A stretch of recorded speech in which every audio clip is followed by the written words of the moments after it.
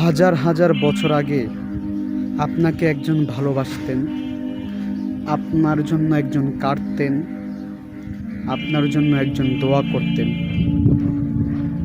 আপনার ভবিষ্যৎ যাতে সুন্দর হয়, আপনি যাতে ভবিষ্যতে ইসলামের ছায়াতলে আসতে পারেন, হাজার হাজার বছর আগে একজন চিন্তা করতেন। তিনি কে? তিনি আমাদের প্রিয় নবী মুহাম্মদ সাল্লাল্লাহু আলাইহি ওয়াসাল্লাম। তিনি আমাকে আপনাকে না দেখে ভালোবাসতেন।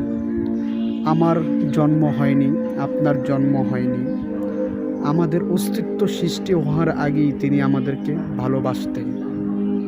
আজ জুমাবার, প্রিয় নবীও আমাকে ভালোবেসেছে, আপনাকেও ভালোবেসেছে।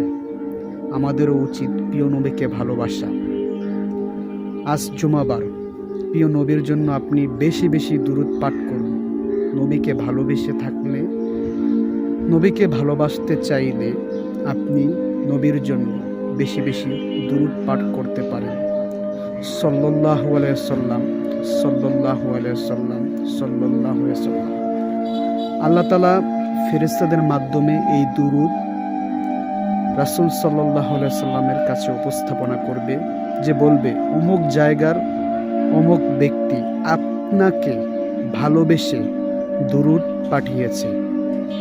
সুবহানাল্লাহ।